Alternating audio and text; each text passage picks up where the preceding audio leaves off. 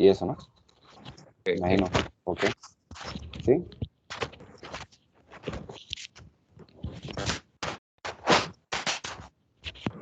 Bueno, pues ya empezó.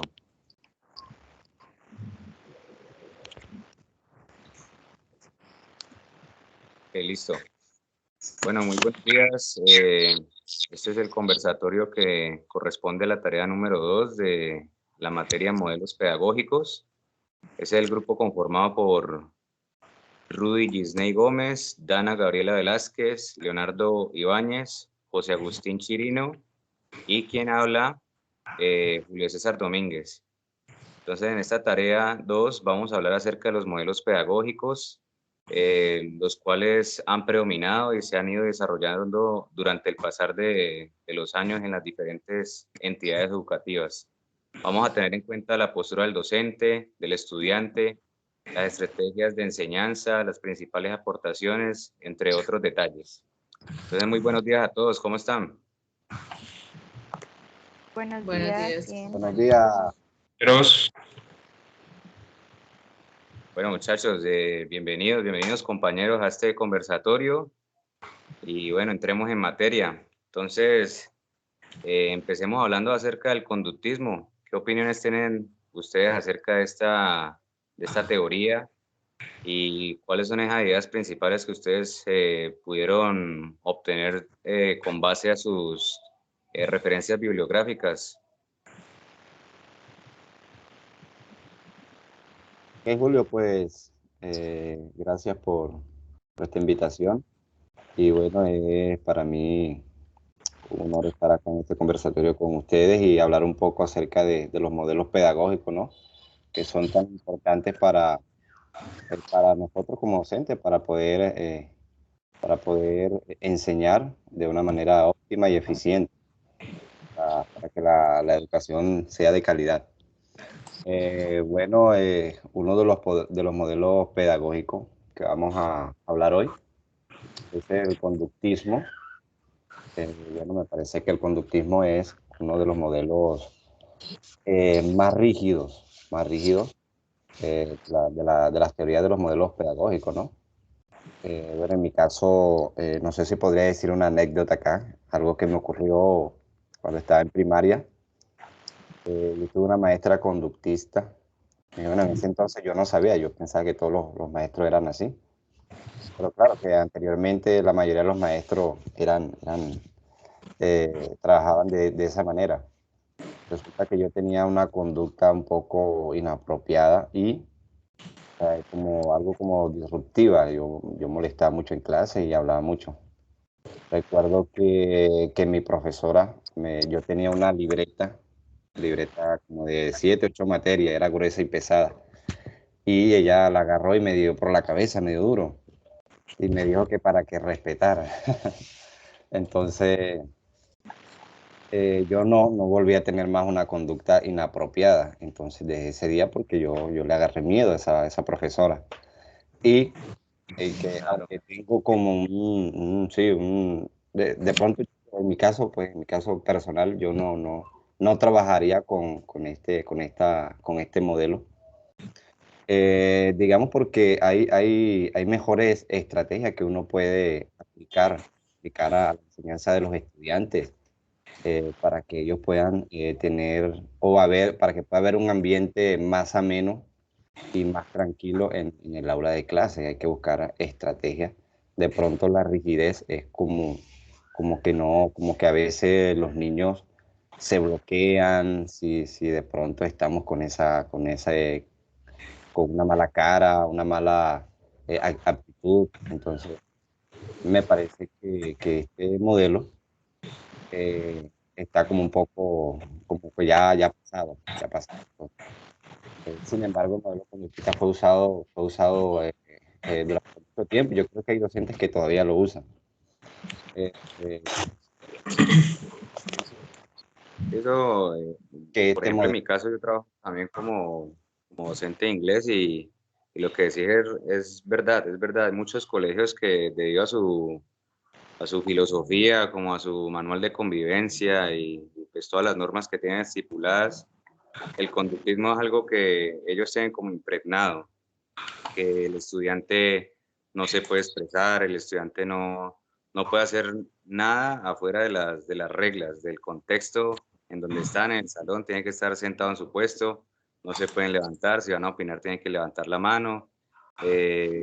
Si, por ejemplo, tienen una idea para, no sé, decir una sugerencia en cuanto a la clase, no la pueden decir porque el docente es el centro, es el eje del aprendizaje y solo el docente es el que puede expresar sus ideas y los estudiantes simplemente tienen que limitar a escuchar y a seguir instrucciones. No pueden opinar de ninguna manera. Entonces, sí, este modelo predominó mucho en la antigüedad, ¿no? Cuando los tiempos de nuestros abuelos, de nuestros papás también. Se puede decir que ellos tuvieron este modelo pedagógico porque los colegios tenían esa idea de que los estudiantes debían estar organizados y era como un régimen militar, ¿no? Muy parecido a un régimen militar. Ya Así hoy es. por hoy, con todos los cambios que hay en nuestra sociedad, pues este modelo obviamente ha pasado a un segundo plano y pues han llegado otros, ¿no? Por ejemplo, tenemos aquí el modelo pedagógico del constructivismo, que en mi caso, que soy docente de inglés, trabajo en un instituto de inglés, me parece muy útil porque entre todos, entre los docentes y los estudiantes, pues se construye el conocimiento. ¿Qué opinión tienen ustedes acerca de esto, del constructivismo? Dana, Rudis, Mr. Leo. Yo creo que también se basa como en el rol del maestro, en las estrategias de enseñanza o el rol que uno tiene como estudiante o de los futuros estudiantes para la construcción de modelos pedagógicos o con fines de la educación.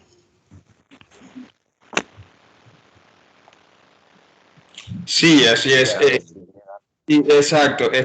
Las estrategias de este modelo es que son compartidas, ¿no?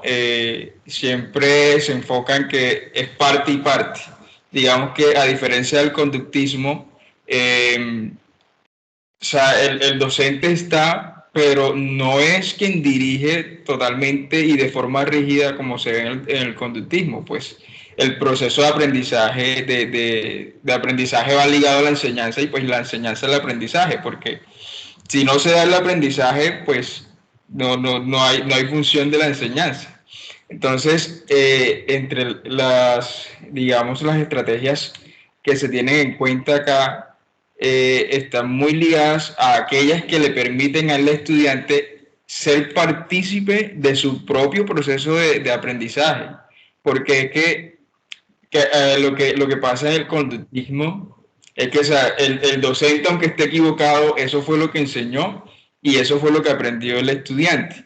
Entonces acá el estudiante, digamos, es un poco más crítico de lo que está aprendiendo y es más participativo, o sea, se da, digamos, un conocimiento, un aprendizaje con un carácter o un aspecto crítico de lo que se está aprendiendo. Sí, Leonardo. Exacto, sí, Claro, eso es pues algo muy cierto. Por ejemplo, Jonathan, eso es un aporte que hace él, dice, los entornos de aprendizaje en el constructivismo claramente fomentan la negociación social entre los estudiantes y no la competencia entre los mismos. Es decir, que todos los estudiantes tienen derecho a opinar, tienen derecho a participar y llegar a un consenso. Ahí la opinión de todos cuenta. claro, compañeros, pues en realidad pues el conductismo hacia el maestro es donde el maestro califica cómo se comporta el estudiante, moldea la conducta del estudiante de acuerdo a los conocimientos adquiridos, pero el maestro también puede observar y controlar el ambiente, no solamente la evaluación, sino el proceso de la enseñanza. El estudiante debe aprender y aceptar lo que se enseña, pero tampoco de mala manera, siempre y cuando esto se utilice bien y que, porque el conductismo es de manera experimental, debe ser observada el ambiente de acuerdo de lo que se está enseñando.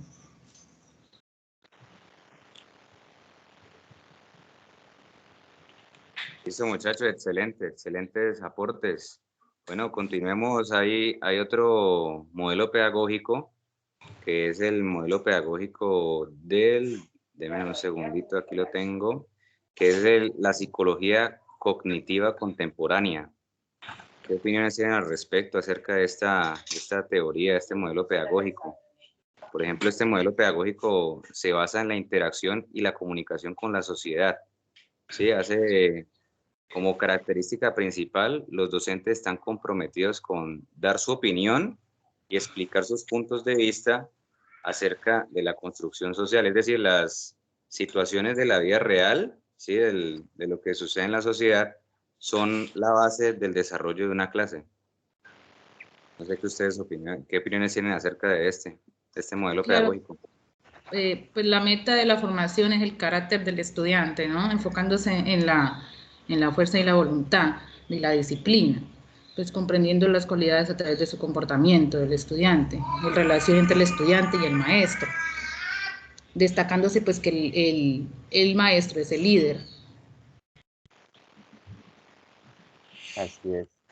Desde la psicología también se busca hacer que el pensamiento humano evolucione y también de que como individuos, cómo vamos a educarnos, también influye mucho como en la sociedad y en los diferentes procesos de aprendizaje. Muchachos, pues Exactamente. Sí, Leonardo, dale. yo creo sí firmemente que esta teoría, bueno, es buenísima. Primero porque ayuda mediante este modelo, eh, o sea, aplicar ayuda a que el pensamiento, como dice la compañera, evolucione, el pensamiento se desarrolle.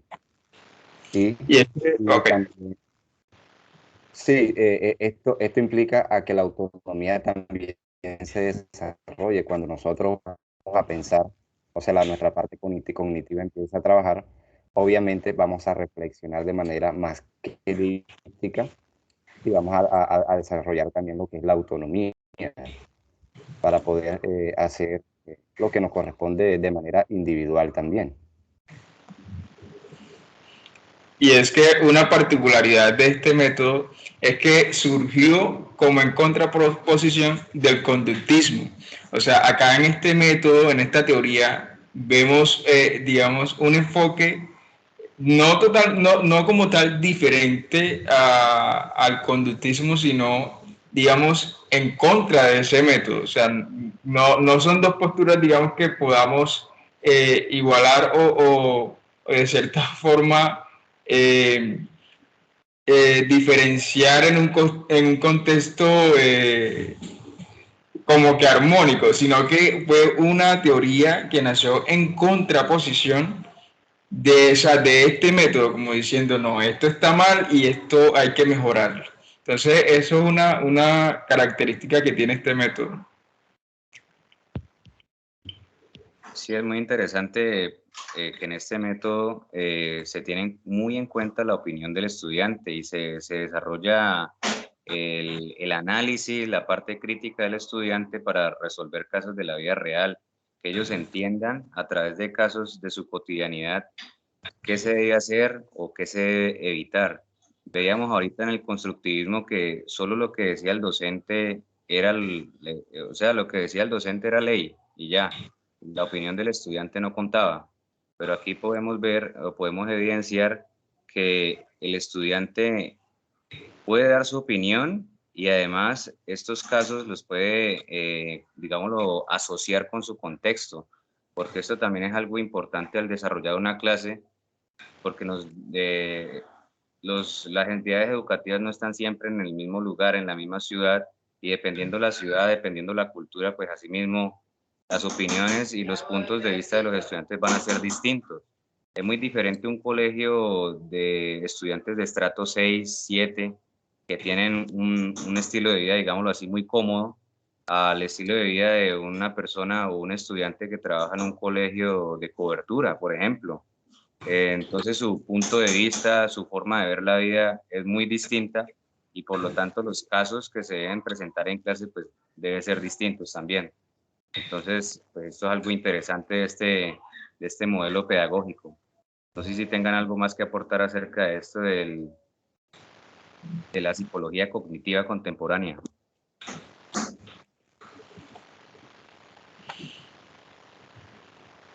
Sí, una de las características en el aprendizaje ya pues de este enfoque es que a partir, digamos como línea de tiempo, a partir ya de la creación de este método, se va teniendo en cuenta el conocimiento que el estudiante posee para producir un nuevo conocimiento. O sea, el aprendizaje es significativo. O sea, ya el estudiante sabía algo, su opinión cuenta, es participativo y a partir de eso crea un nuevo conocimiento.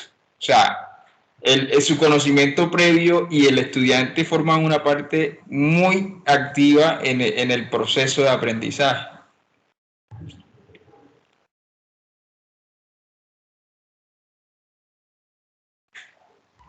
Así es, así es.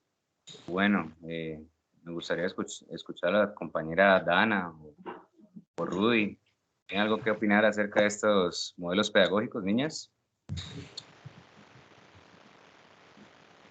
Claro, pues de manera pues que se debe enseñar nuevas estrategias a los estudiantes para que ellos memoricen y, y de acuerdo a los materiales didácticos se ofrezcan buen conocimiento, ya que así el tema que se enseña aporte a los estudiantes para que los conlleve a investigar mucho más, ¿no? De manera eficiente.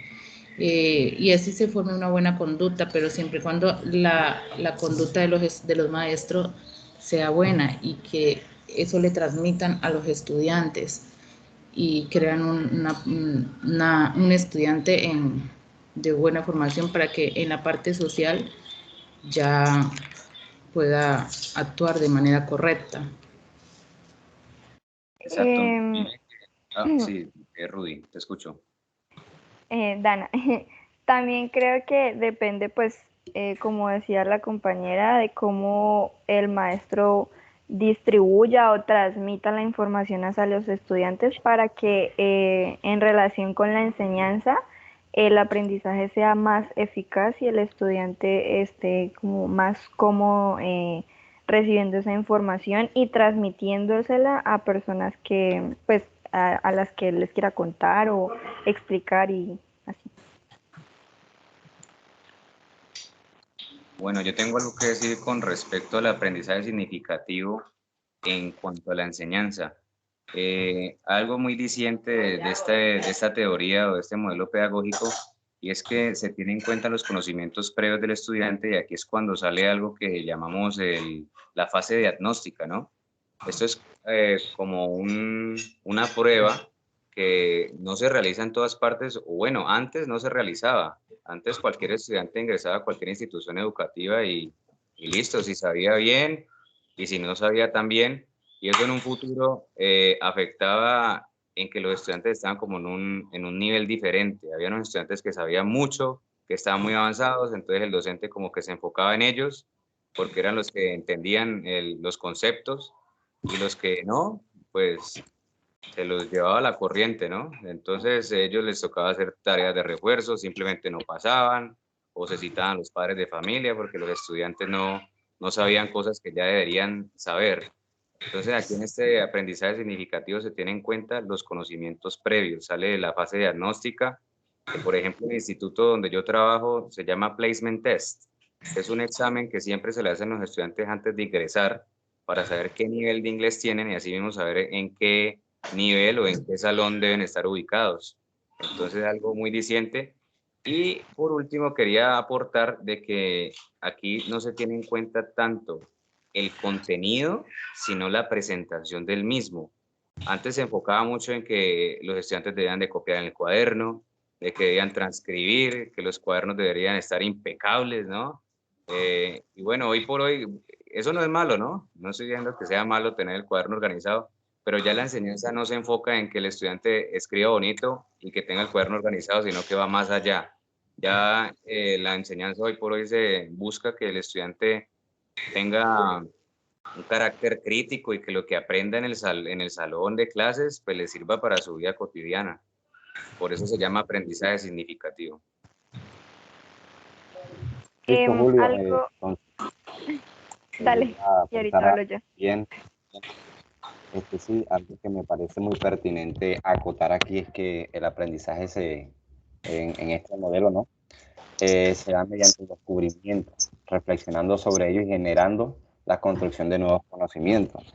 Entonces creo que es pertinente dar como un ejemplo muy práctico de este tipo de aprendizaje por medio del descubrimiento y de explorar, ¿no?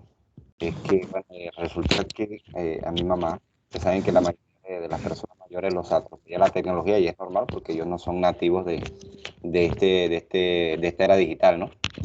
Entonces, ¿qué pasa? Que nosotros a ella le compramos un celular, un smartphone, un teléfono inteligente, eh, y ella no sabía manejarlo. Y yo le dije, bueno, mami, se molestó porque le compramos ese celular si ella no iba a saber manejarlo. Y mami, no se preocupe, manipúlelo ahí, dele dedo ahí a todas esas teclas, lea, y el mismo celular, el mismo sistema la va guiando, usted lo que tiene es que leer, mirar. Y bueno, como en unos 10 o 20 días, uy, ya mi mamá era un monstruo con el celular. Entonces, muy interesante.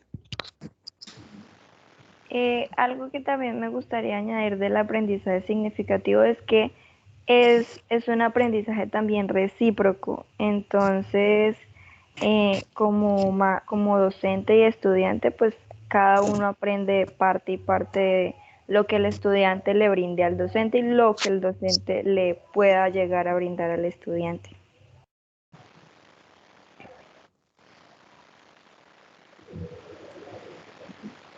Yes. Bueno, yo tengo una pregunta para las niñas, para Ana, Rudy. En el caso de ustedes, que aún no son docentes, teniendo en cuenta pues, lo que hemos hablado de estos modelos pedagógicos que llevamos hasta el momento, ¿con cuál modelo pedagógico ustedes se identifican más? ¿Cuál aplicarían ustedes teniendo en cuenta, pues, en un futuro qué docentes van a ser, no? No sé si van a ser docentes de primaria, bachillerato, no sé en qué se están como enfocando en su carrera. Entonces, ¿con qué modelo pedagógico se identifican más? Eh, yo me identifico con la teoría de la psicología cognitiva y el aprendizaje significativo. Me parece que esos dos, pues creo que van muy de la mano porque es sobre cómo desde la psicología podemos hacer que el pensamiento del estudiante evolucione y ya el aprendizaje, pues depende de los roles que tenga uno con los estudiantes o uno como docente. Ya, ahí sí como lo decía anteriormente, es un aprendizaje recíproco, entonces esos dos hasta ahora me han gustado muchísimo y me gustaría aplicarlos más adelante cuando pueda ejercer mi carrera. Muchachos, ¿puedo aportar algo aquí con respecto a lo que dijo Dana? Algo que me surgió acá rapidito. Creo que aplicar la psicología como estrategia política, es bastante significativo para que se puedan desarrollar conocimientos y nuevas formas de pensar, una reestructuración cognitiva. Entonces, me parece muy interesante lo que dice la compañera con respecto al uso de la psicología. En lo personal, pues para mí aplicaría mucho el conductismo. Me parece muy importante porque el estudiante se debe desarrollar de manera natural, ¿no?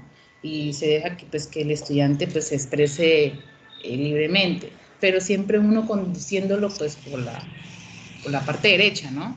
Porque de eso se trata, de estudiar la forma en que se comporta y que el niño tenga pues diferentes pensamientos positivos en la parte social y lingüística.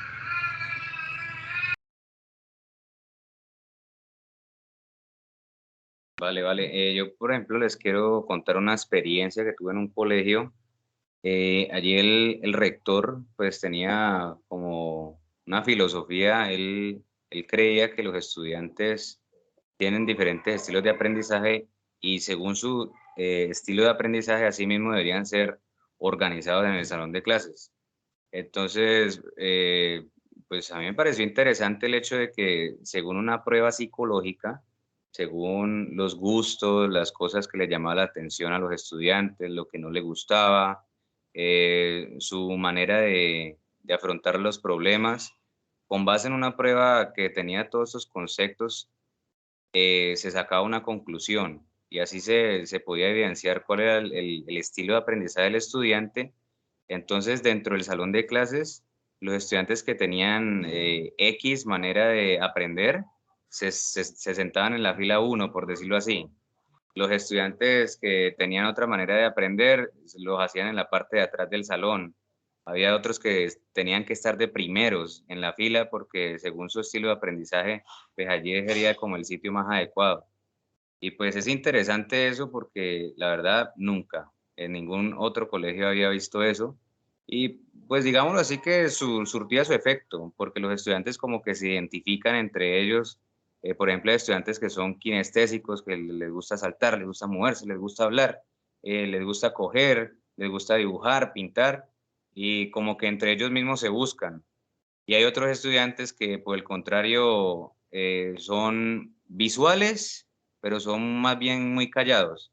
Y también es interesante ver que entre ellos mismos se van buscando. Entonces, pues me pareció interesante eso y les quería compartir esa experiencia que tuve en un colegio, pues en cuanto a lo de la psicología. Excelente, Julio, muy bien, excelente. Bueno, muchachos, entonces, pues sigamos. Aquí hay otras teorías. Por ejemplo, tenemos por aquí, un segundito, tenemos las tendencias humanistas, el enfoque histórico-cultural, sociohistórico, perdón, y la teoría de la modificabilidad estructural cognitiva. No sé si tienen algo que decir en cuanto a esto. La referencia bibliográfica que yo escogí, que fue Educación y Modelos Pedagógicos, no hablaba acerca de estas teorías, pero pues igual está en la plantilla. Entonces, no sé si ustedes de pronto en sus referencias sí pudieron ver información acerca de esto.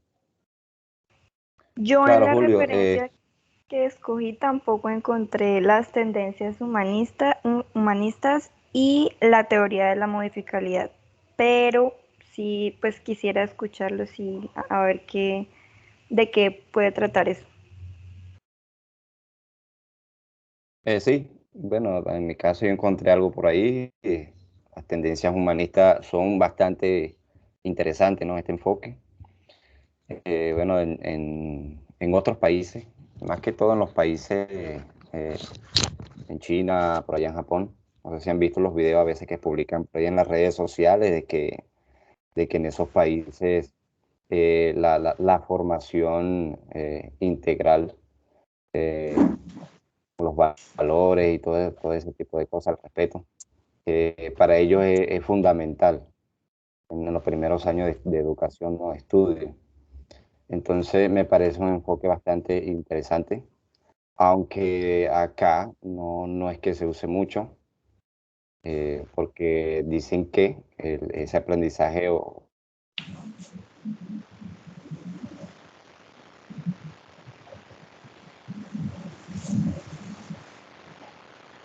Parece que se le congeló la imagen, o Julio. Creo que se le fue la conexión a José. A José. ¿Sí? Leo Bueno, es el que está hablando, ¿sí? Bueno. Sí, claro. Fíjense que estas teorías que tenemos aquí van de alguna manera de una línea de tiempo, porque en cada una se predominan aspectos que digamos que de acuerdo a cierta época, a cómo se consideraba que se debía aprender, se establecen ciertas características, modos y enfoques. Entonces vemos que en el conductismo, pues, es la conducta. Y como decía Dana, respecto al conductismo, va más allá de pronto de ser rígido y de que un profesor te dé un reglazo y todo eso, porque lo que se quiere es generar en el ser humano una buena conducta para que se desenvuelva en un grupo social. Porque al final de cuentas, todo, todo está, digamos, resumido en eso, en una conducta. pues en la conducta de ser crítico, en la conducta de, o sea, todo va relacionado a eso. Y va evolucionando, fíjense que en el constructivismo, pues ya el estudiante es más participativo. La psicología contemporánea, pues va teniendo en cuenta de cosas, aspectos del constructivismo, y entonces acá entra el aprendizaje o el conocimiento previo. Entonces, en el aprendizaje significativo se perfecciona lo que es los conocimientos previos del estudiante para generar un nuevo conocimiento y comprender, porque acá aprender es comprender. Entonces, él aprende, pero comprende lo que está aprendiendo. ¿Sí me entiendes? Ya es un poco más crítico. Entonces, acá en las tendencias humanistas se tienen en cuenta muchos aspectos de todos estos enfoques, pero se agrega el hecho de que la relación del estudiante docente está enfocada en valores, en respeto, en convivir en comunidad, en convivir colaborativamente. O sea, acá se enfoca mucho en los valores humanos para generar un nuevo conocimiento. ¿Sí me entiende? Que es lo que viene, de donde viene la parte humanista. Y este enfoque se relaciona mucho con instituciones, más que todos con enfoque religioso, que son las que trabajan, digamos, el aspecto de una forma de los valores un poco más, con mucha más importancia que, digamos, un colegio público que no tiene, digamos, ese enfoque religioso. Yo trabajé, les comento, en un colegio cristiano, eh, y allá se trabajaba el modelo pedagógico, estaba enfocado al constructivismo. Pero entonces también se tienen, digamos, de alguna forma se rozan las otras tendencias en muchos aspectos, porque es que no todos los seres humanos tenemos las mismas particularidades, mismas características y mucho menos estilos de aprendizaje. Entonces cada aspecto, cada enfoque tiene, digamos, aspectos que funcionan y conjuntamente pues se pueden trabajar. Entonces, sí, las tendencias humanistas es eso, es muy enfocado a los valores humanos de las personas. Estoy de acuerdo con el compañero que estos modelos se basan más que todo en los valores, porque se puede hablar del respeto del estudiante al maestro, ¿no? Que se enfoca más que todo eso, la relación del estudiante y el maestro. También, pues, la teoría de la musicalidad estructural y cognitiva, es donde el docente cuenta sus experiencias al estudiante para que de ellos también aprenda, y también da la oportunidad a los estudiantes de que cuenten sus experiencias y se vaya llevando a cabo una idea personal o el punto de vista de cada estudiante para que así ellos entren en razonamiento. Es importante que las experiencias que tiene cada uno de los maestros sea expresada a los estudiantes, porque no solamente se basa en que las clases sean tradicionales y que sea solo teoría y teoría, también se basa en la cotidianidad, ¿no? Pues se va surgiendo ideas donde el estudiante busca pues reflexionar y así pues se puede llegar a una buena educación con esas experiencias contadas, ya sea del maestro o el estudiante. Bueno, muchachos, en base a todo lo que hemos hablado, me parece que para que haya un aprendizaje significativo, es muy importante ahorita lo que dijo, algo que mencionó el compañero, sobre que debemos comprender. Debe haber primero una comprensión conceptual de lo que se está aprendiendo, ¿no? Bueno, a mí me gusta dar muchos ejemplos y voy a dar un ejemplo corto. Resulta que yo manejo un poquito la música, ¿no? En cuanto yo estaba aprendiendo a tocar piano, me enseñaron otra persona, me enseñó a tocar algunas canciones, pero él me dijo, bueno, estas son las notas, ya. O sea, yo me sabía tocar muchas canciones, pero solamente las notas, era un aprendizaje mecánico. Yo sinceramente yo no sabía de dónde salía que sol mayor, que la sostenido, Sol 7, no, yo no sabía nada de eso. Entonces cuando ya yo dije, no, pero yo necesito aprender eso, yo no sé, yo lo que tengo es un conocimiento mecánico. Entonces, bueno, me metí a estudiar y comenzaron a enseñarme que las escalas, que todo este tipo de cosas, y ya yo fui comprendiendo. Entonces cuando comprendí todos esos conceptos, yo dije, ahora sí sé. Entonces fue muy significativo para mí ese tipo de aprendizaje.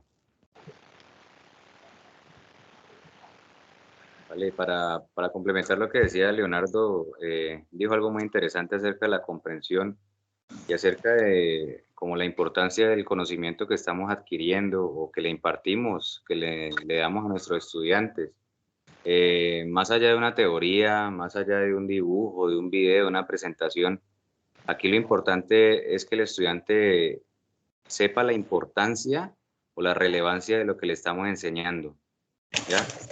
Que, por ejemplo, si el estudiante, en mi caso, yo le enseñé el verbo to be, bueno, que el típico tema, ¿no? El I am, you are, he is, pero, profe, ¿y a mí eso para qué me sirve?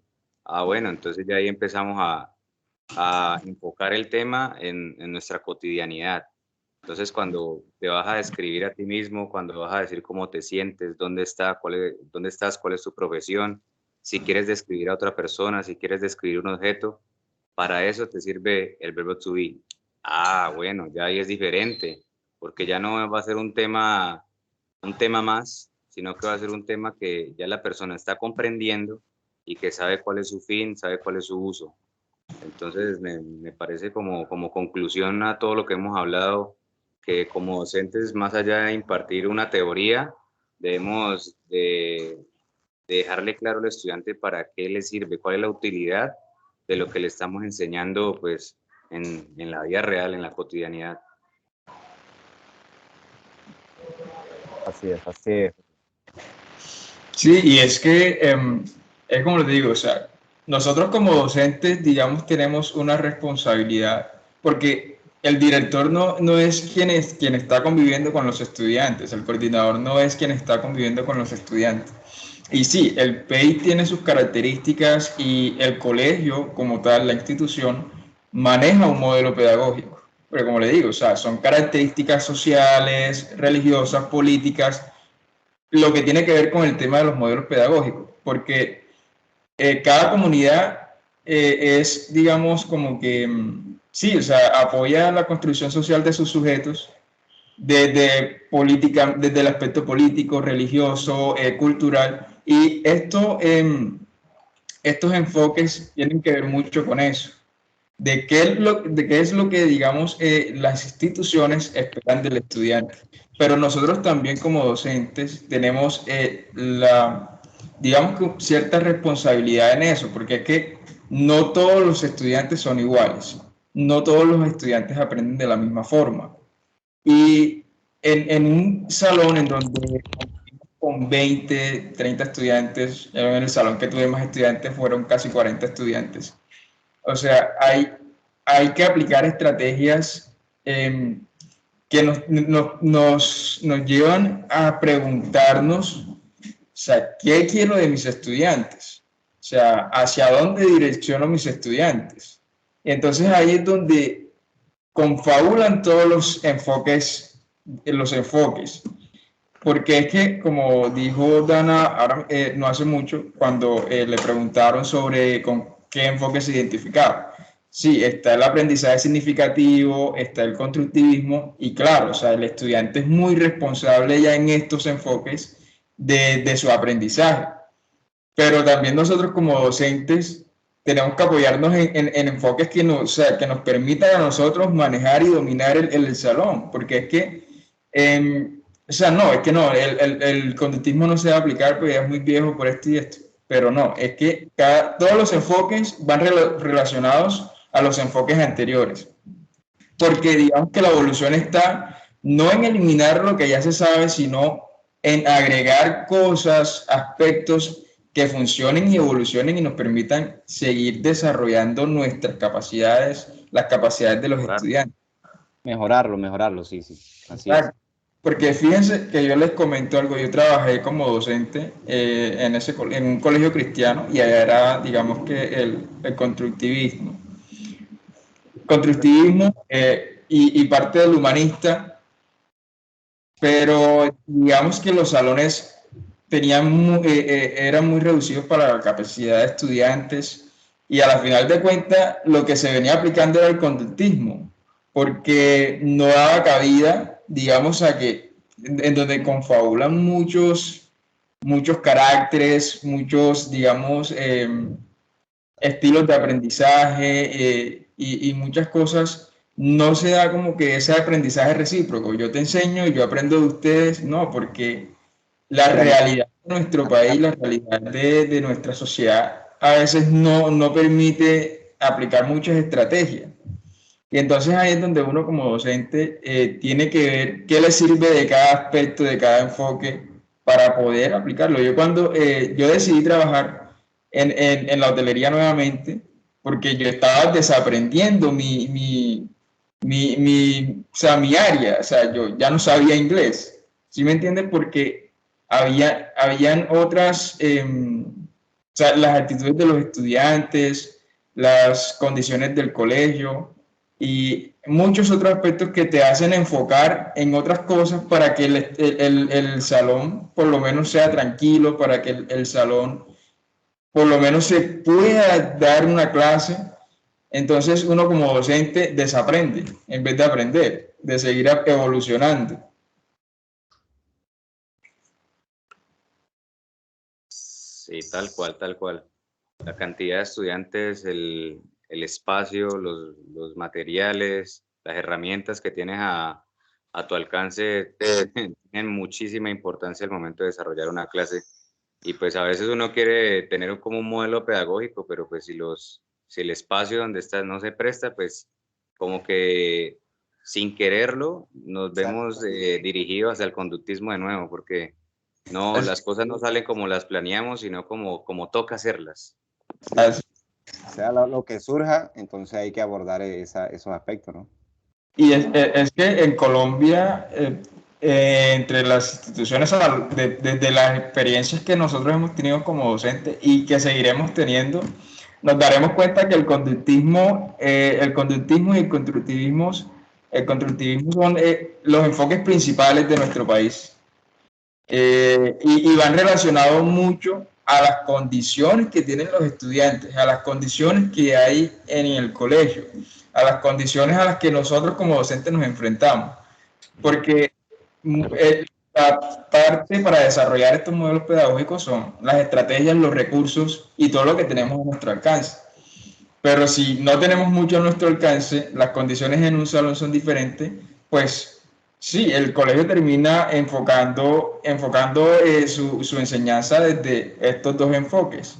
El constructivismo que digamos que es un poco más contemporáneo, por decirlo, porque el estudiante participa, el estudiante es activo en su aprendizaje, el estudiante puede preguntar, cosa que no se da en el conductismo, como dices tú, el estudiante pregunta, profe, pero ¿para qué me sirve esto?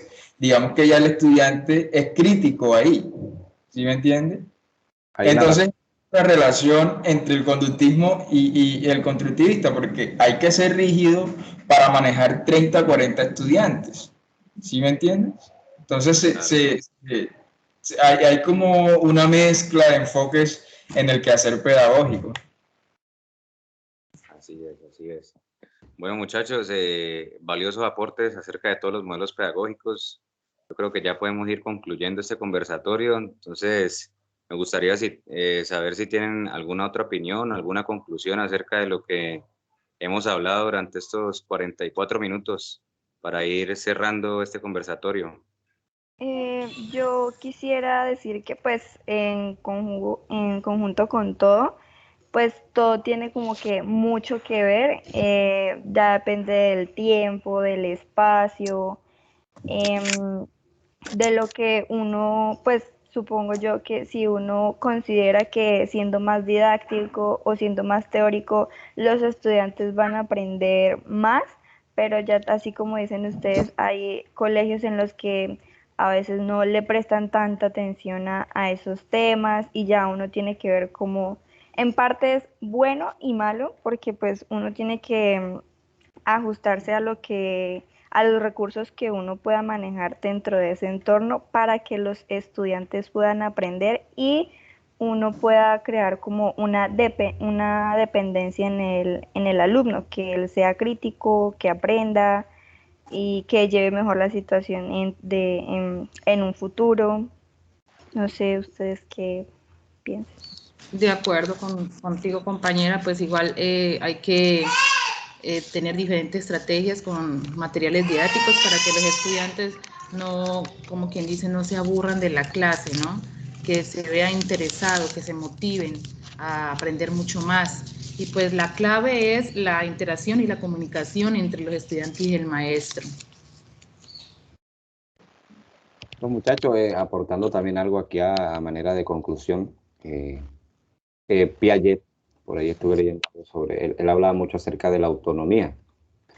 Y bueno, uno de los fines de la educación, uno de los fines de la educación es la autonomía, que la persona o el estudiante aprenda a aprender. Y eso es fundamental en los estudiantes. Cuando no hay esto, obviamente el aprendizaje no es significativo, no hay un avance, no hay un desarrollo. Entonces hay como un estancamiento allí si no se da esto. Bueno, muchachos, les agradezco a todos por haber aceptado esta invitación a este conversatorio y muchas gracias a los que están escuchando este conversatorio. Espero que esta información haya sido de gran relevancia y este conversatorio haya sido de su agrado. Bueno, entonces, así vamos cerrando este conversatorio. Que tengan un excelente día, muchachos. Muchas gracias. Chao, muchachos. Bueno, Chao, gracias. muchachos, muchas gracias. Gracias. Hasta luego, muchas gracias. Chao. Okay.